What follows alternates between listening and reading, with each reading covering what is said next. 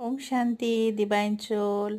এয়া আমি চাওক মিক্সিত নাৰিকলখিনি গুড়া কৰিছোঁ।